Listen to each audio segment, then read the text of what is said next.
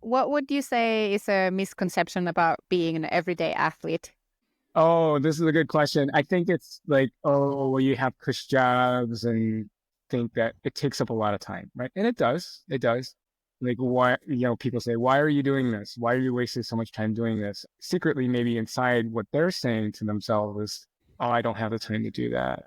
But being an everyday athlete is being good with your time and figuring out how much time you have and prioritizing it. Welcome to the Athlete's Compass podcast. Each week, renowned sports scientist and founder of Athletica AI, Dr. Paul Larson, athlete, coach, and sports scientist Mariana Rakai, and coach and cyclist Paul Worlowski discuss training, racing, and improving your health and fitness. Get ready for your journey to peak performance.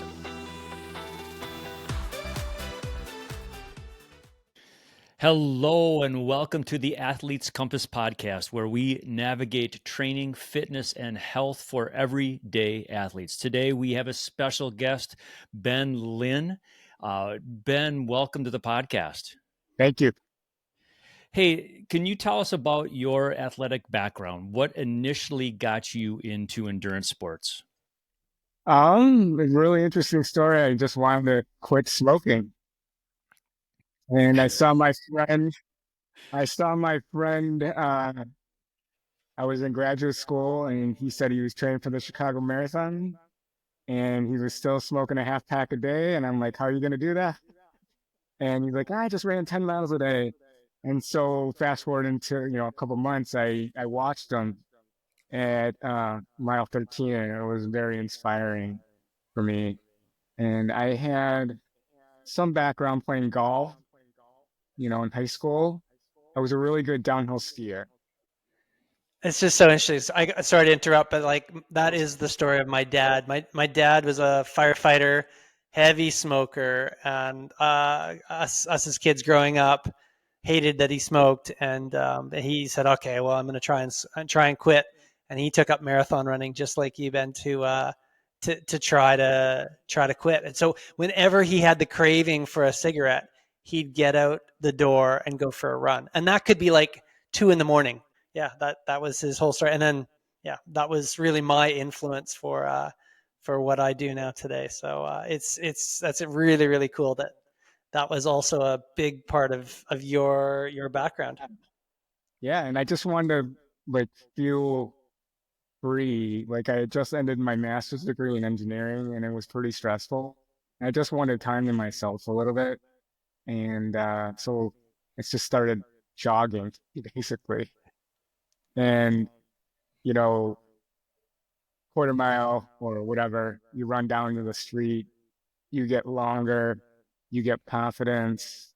But yeah, and just fitness builds and confidence builds. And I moved back to Chicago because I accepted a job with Motorola at the time as a mechanical engineer.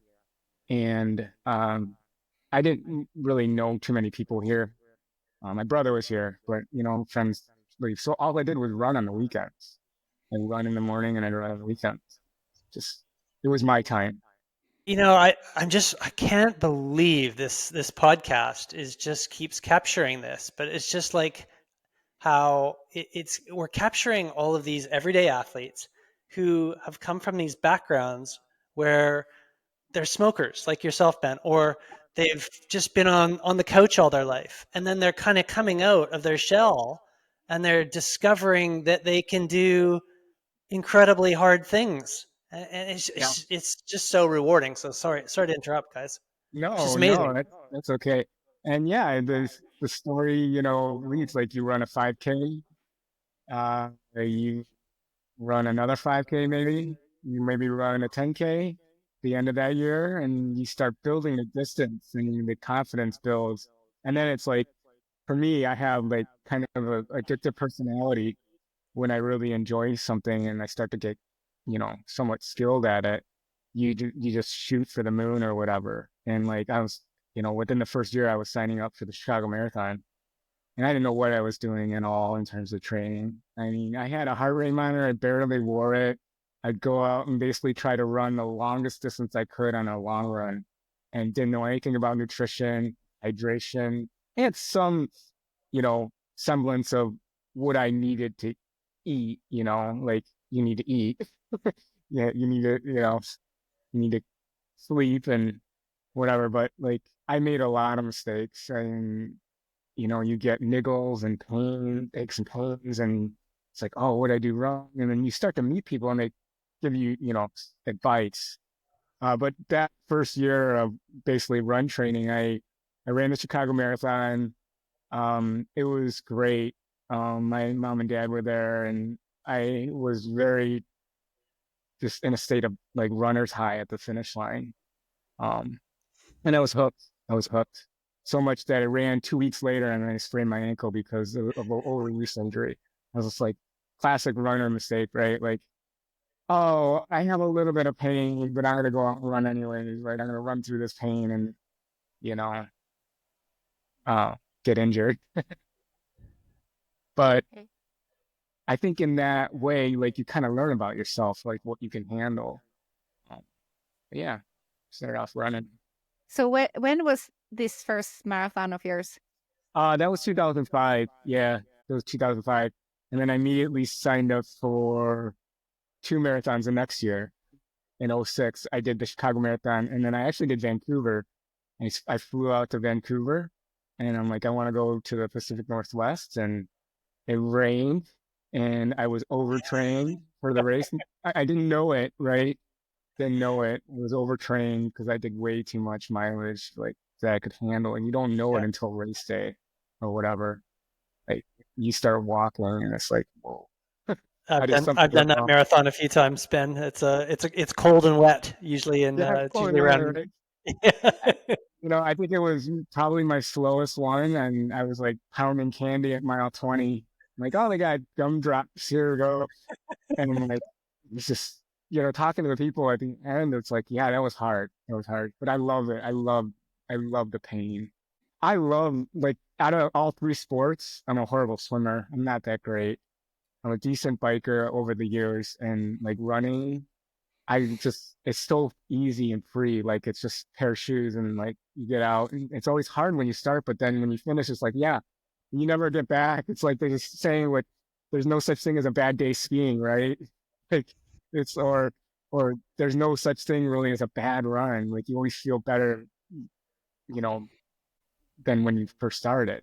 You said something there that really piqued my interest, and that was overtraining. And you don't kind of know that you overtrained before the race day.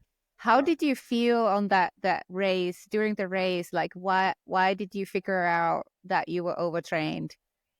I mean, like Paul said, it's cold and wet, right? And if you haven't trained in those conditions, that can affect your race. And then once you start walking before you expect it, something it's like either you boogered your nutrition or your pacing, or you just can't handle the stress that built up and you don't know it. But then, after these learning experiences, I was like, oh, I met somebody on a run, on a holiday run. This is my good friend, Dean Houston. Actually, he knows who you are, Paul, Oh yeah. Dr. Paul. Yeah, yeah. And he's from Toronto too. Um, he's from Toronto, and we were on a holiday run, like the day after, like a 10-mile holiday run, where like groups of runners get together and we're running. And he's like, we're running. I didn't know who he was. But I liked running with him because we were able to talk to each other, and that's at the right pace, right? And you can learn a lot about somebody when you're just running with somebody. And he goes, "Yeah, I've done 9 marathons, but I haven't run an open one." And I'm like, "What? What is this? What is this? What is this business?" And I'm like, he's like, "Oh yeah, how are those Newtons in the slick snow?" And I'm like, "I'm all over the place, man." And it was funny. So he goes, "Yeah." He's like, "Yeah, I'm a triathlete." I'm like, "Oh, cool. That sounds pretty interesting." And then sure enough, that year I did a couple sprints in an Olympic. I just, head first diving right into it. I was single at the time and didn't have, well, just exploring. And so I did a couple sprints in Olympic. And then the following year, I was like, okay, I'm going to sign up for an Ironman. I'm going to sign up for Ironman Wisconsin because it's close. And I got wide when I hired a personal coach. It was the best thing that I could have done for myself at that point.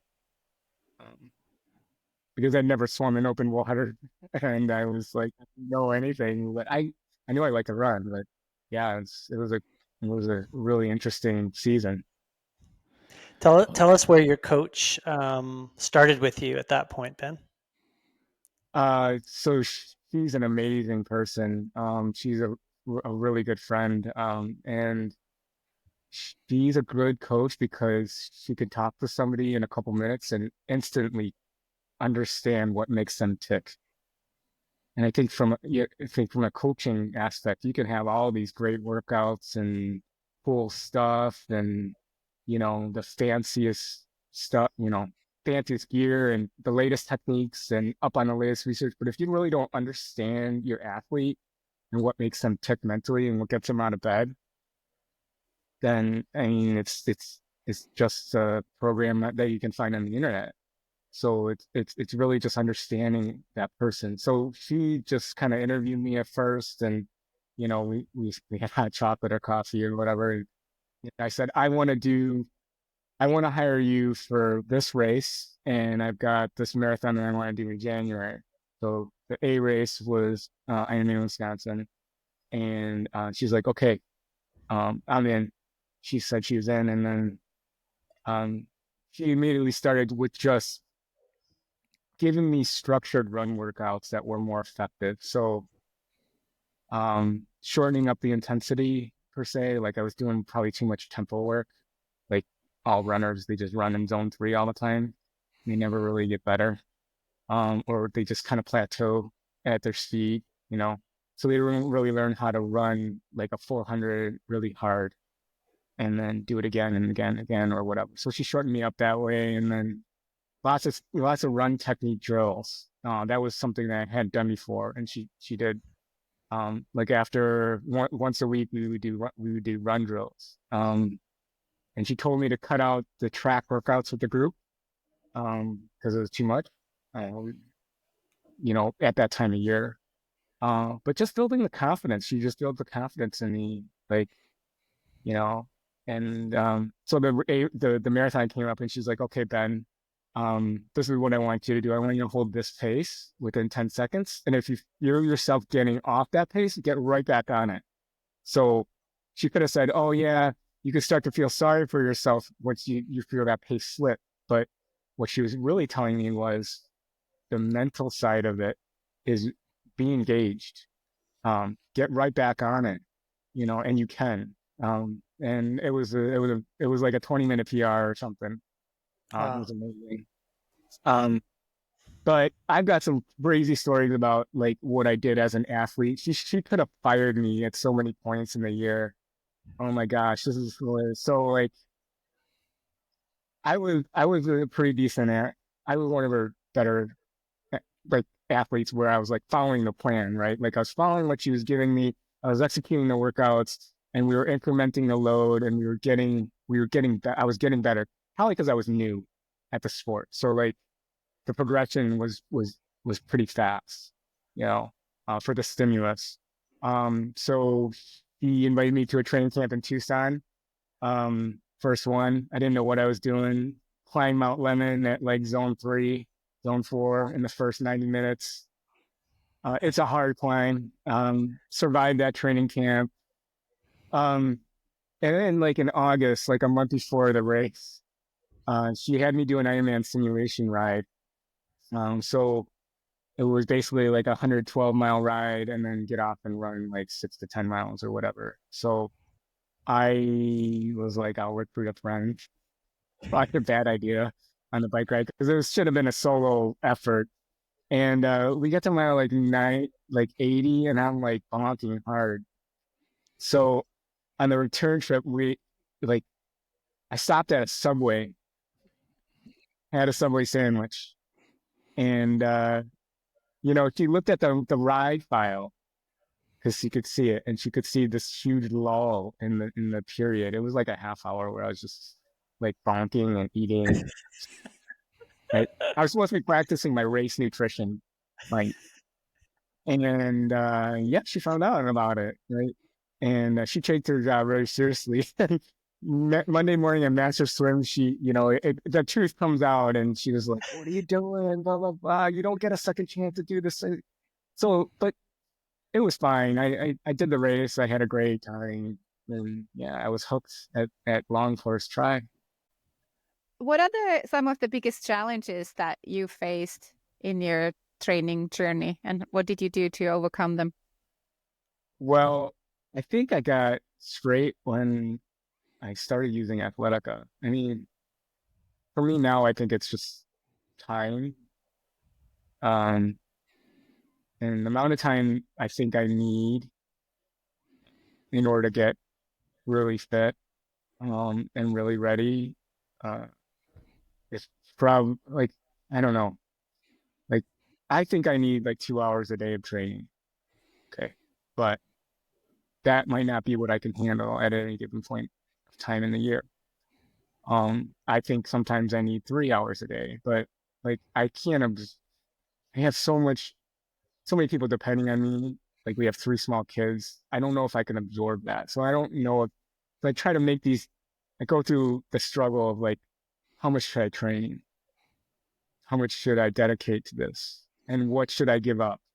And how is, if I give up time with the kids or, you know, mental support for my wife, like where am I going to pay for that in the end? Where does that come back?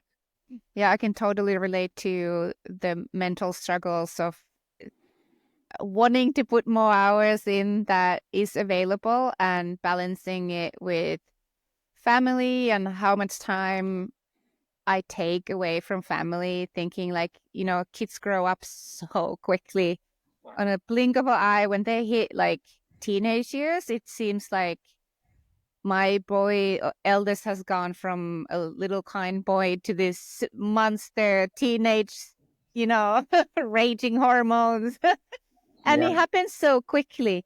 So like there's always, you have to weigh in like how much time do I want to miss out on riding my bike for 6 hours Yeah. with them. But I like, for you, you've had like 20 years experience of endurance sports. Do you find that getting to a peak form or like big good form requires less time? Like I'm thinking months, like a build. Oh, great question. Yeah, I feel like when I say, okay, here's an A race and it's a big race, and I really want to do well, I feel like the first thing I see is like, I need all this time to train. I need this amount of time. But in reality, I don't think that's true. I think based on like what you said, after you've done a couple events where, you know, you've gone to the well and you recover, and it doesn't really take that long to get back to that level. Like super fast people, I don't think like I think they can recover from the race, and then it doesn't take them long to get back.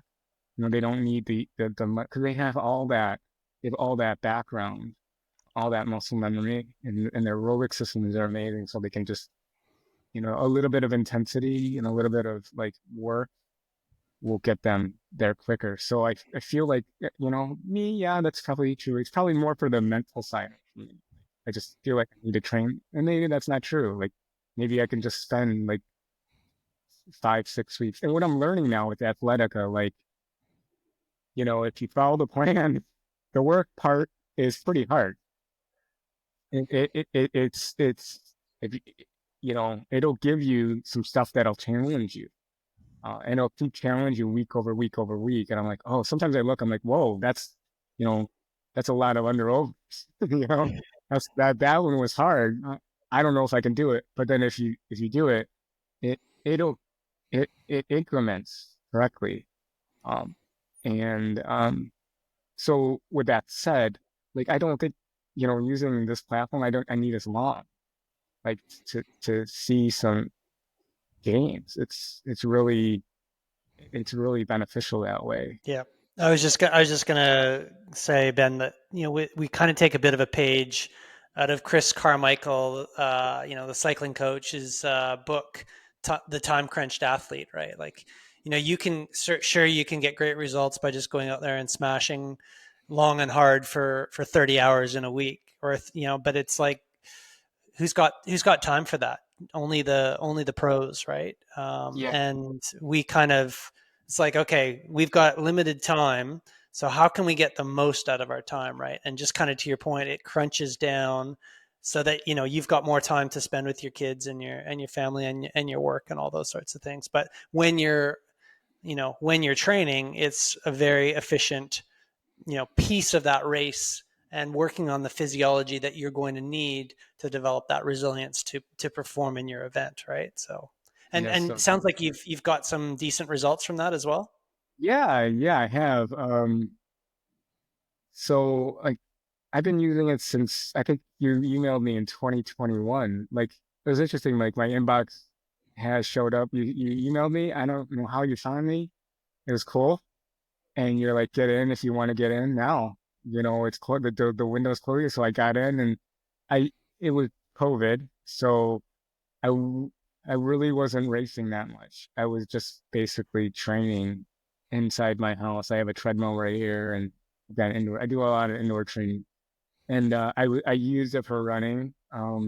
And then I think this.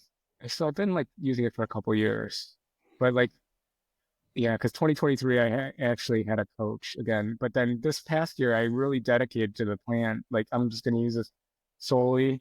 I'm not going to hire a personal coach. I'm just going to self coach with this tool, with Smart Coach. And yeah, I did pretty good this year. Like yeah, um, the races were hard, um, but I think the fitness was definitely there, and it was a surprise at like how well I thought I would like I went a couple races I went out a little too hard. I'm like, oh boy, this was gonna be hard. That was bad. And then like I just I think the the the prep was there, and I was able to just like suffer through the end. Um, but I kind of had a little mishap, and that was on me. This past September, I was gonna do this big triathlon, and I actually didn't. I actually had to pull out of it for some reason. Um, I was a little sick in the beginning of the race. And like before the race started, I was getting sick, and I was like, something's weird. I had a lot of nerves, and I think my body just said it's not ready for the amount of stress that you're about to put on yourself. But that was probably user error more than anything. I just didn't, probably didn't have the right mindset. Uh, but yeah, it's fine. It's live and learn, right? The more you race, you're not always going to have a good race. You're not always going to finish a race. Sometimes the more you race, like it's going to happen to the best of us. I can attest to Ben's results this summer. He did a gravel race that I was in, and it was like he was out with the leaders for the majority of the race and was like, wow, where did this guy come from? He's a Wow. triathlete, and he was flying. Wow, So, that was fun.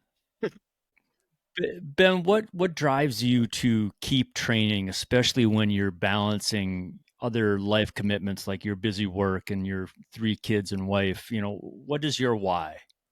I just, after a while, you just can't envision yourself not doing something, right? It just becomes a part of your life. Like not just racing and training it, at this whatever level you want to call it.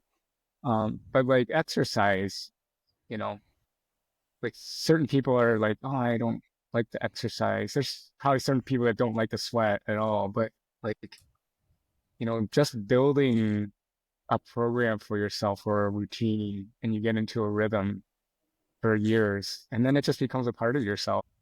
I think we can all attest to that. Mm. Yeah, like What would you say is a misconception about being an everyday athlete? oh, this is a good question. I think it's like, oh, well, you have cush jobs and you can afford all the time in the world. Uh, you must be laying on the couch and just waiting around to go for your run. Like, I think that's a misconception.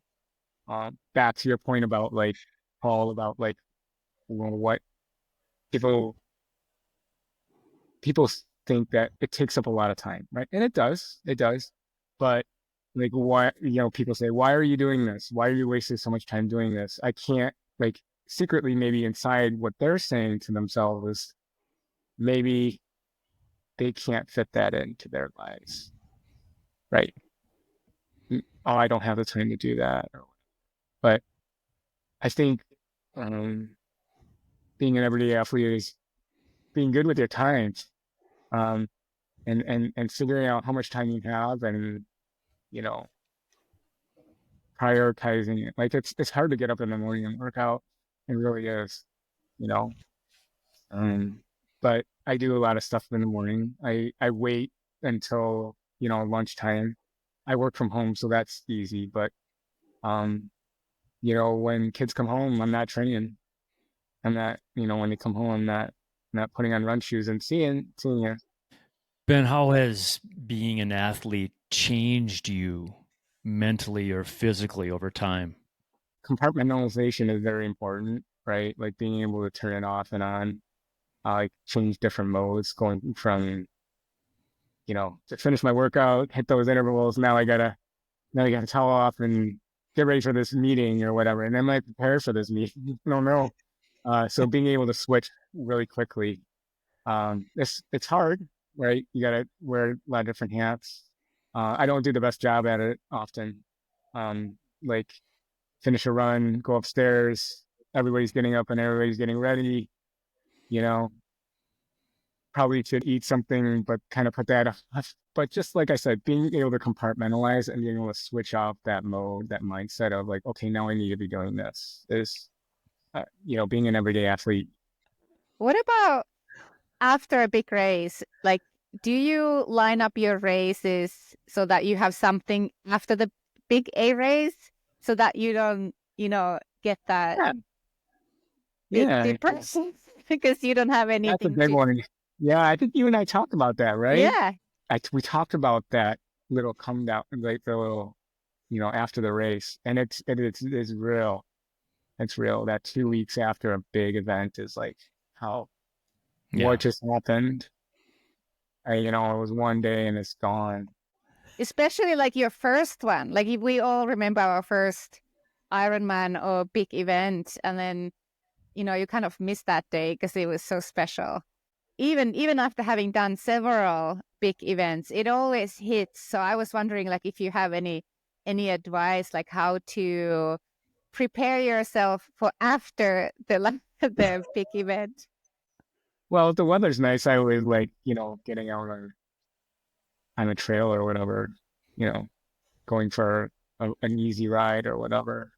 Walking is good. Right? Well, that helps. Movement is good. What I found is like not doing anything is probably the worst thing for myself. It's just like, everything is, the recovery process is slower. But I feel like moving definitely helps, just blood flow and everything, and just like not going out and doing a group ride or whatever, like a Zwift race, that would probably be a really bad idea. But just like being able to move, that, and just like eating what you want to eat, right? Like just try to like indulge yourself a little bit, for a couple of days at least. So Ben, what questions do you have for us? I mean, as three coaches, you're using Athletica right now. How can we help you? Well, I think you guys made a lot of changes recently that are really good. I haven't even actually really been able to keep up with them. Um, what I found is like, for me, the most important thing is, having the correct zones to train in and knowing what intensity level I should be doing them in. And like, there's a range, right? But like, I feel like, tell me if this is true or not. Like, once you've been using the platform for a while, it kind of knows where your historical bests are, per se.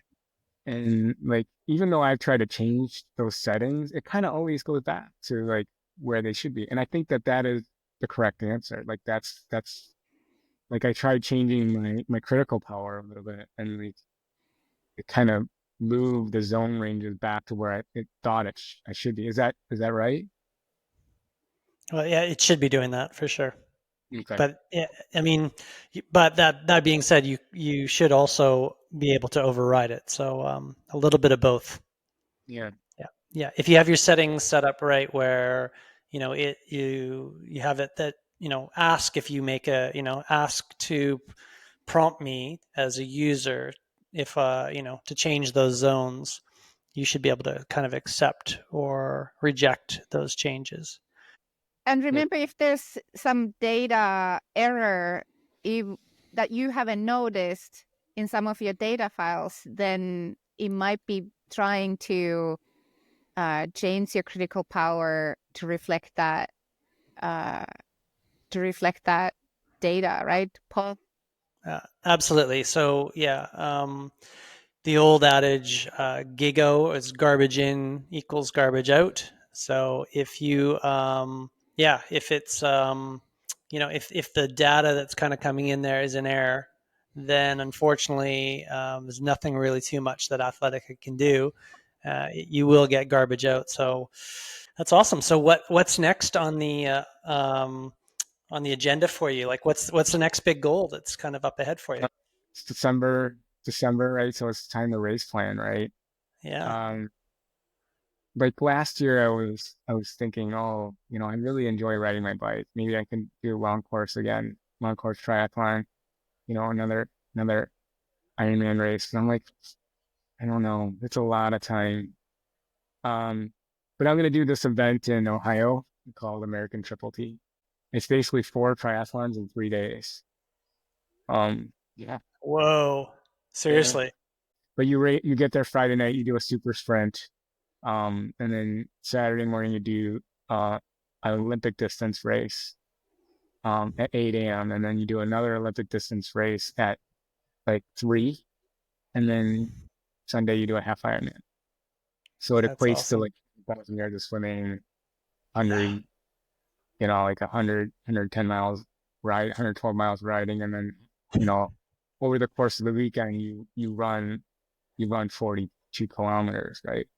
So it's a Yeah. lot. When you're doing that kind of above and a race pace where you should be doing that distance. And there's major Totally. blow-ups. Oh my gosh.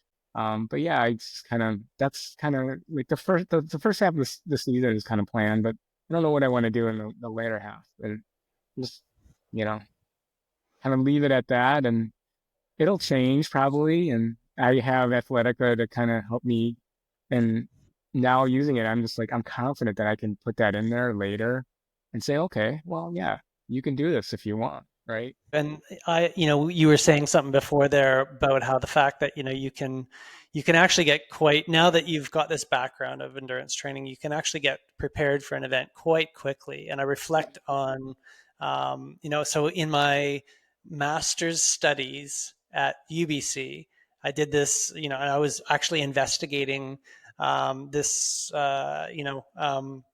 the effects of the various aspects of the triathlon on physiology ultimately, right? I had 10 guys that were in there doing Ironman, and we were going to monitor them in the lab, and then we're going to monitor them in the race itself, and got through to the end, and Ironman Canada was like the final, in Penticton was like the final thing that everyone was going to do, right? So they're all off there doing that. Of course, I've been a sloth because I've basically been living in the laboratory the whole time and sacrificing my life to study all these athletes. And then lo and behold, there's this opportunity 10 days out to do the race.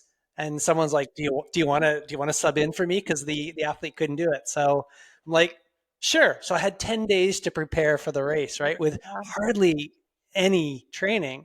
But I think I still was able to do that. I did a run walk marathon, It's and I amazing. think I was able to do 10:30. So it was like it's quite amazing that it was still within me, right? Obviously, I'd done a few before that and stuff, but it was Yeah, like pretty much 10, wow, 10 days of prep, right? that's amazing. I think you're another level compared to another level compared to where the rest of us are, Paul. To be able to jump into that, dude, that's Yeah. amazing. All right, Paul, what do you got? Well, my key take homes when I'm kind of reflecting on Ben's journey. So I guess three key ones for me, and like we've had with others, just this within every single one of us, um, no matter what state just about that you're in, if you're a human being, you have potential to do amazing things, to do hard things. Whether you're sedentary sitting on a couch or smoking, a heavy smoker like Ben was, a little bit of a change in mindset and you can get out and do, like Ben's proven what, is right at the top of the pointy end of these races now. Number two, in terms of a good place to start, find a coach that really, knows what makes you tick. And that was really instrumental in Ben's starting out sort of process, right? And it really does go a long way. And just keep in mind with that we are well and truly aware and supportive of the role that coaches play in the program of an athlete's journey. That's why we want to create. That's why we have a coaching version of Athletica, and that's why we support coaches. We think that there's certain things that we can do well at Athletica, but there's things that we know we can't do very well, and then we need coaches that know how you tick. And last but not least, the other really important point that Ben brought up was, you don't have to do 30-hour killer training weeks and smashing yourself. You can draw some of that time back, and because there's a different way to sort of go at that for the time crunched athlete, and Athletica really offers you a roadmap to be able to still be incredibly effective with your training and your time, and to deliver results. And Ben, you are proof of that as well. So Ben, thank you so much for coming on here today. Thank you for. I'm humbled. I'm humbled, that you'd have me on here, and like it's been a great journey. And yeah, COVID hit, but Athletica definitely brought back the ability to enjoy training again. It really did for me. All right, thanks, Ben. All right. That is all for this week. Join us next week on the Athletes Compass podcast. Ask your training questions in the comments or on our social media. If you enjoyed this episode, we'd appreciate it if you could take a moment to give us a 5-star review. Yeah, all of us are the 5 stars. For more information or to schedule a consultation with Paul, Mariano, or myself, check the links in the show notes. For Mariano Rakai, Ben Lin, and Dr. Paul Larson, I am Paul Worlowski, and this has been the Athletes Compass podcast. Thank you so much for listening. We hope you enjoyed another episode of the Athletes Compass podcast, your North Star through the sometimes complicated world of training for your endurance sport. We appreciate your comments and training questions and your 5-star reviews. For a deeper dive into the science of endurance sports, listen to the Training Science podcast and check out the adaptive AI training platform Athletica.ai. Thanks for listening.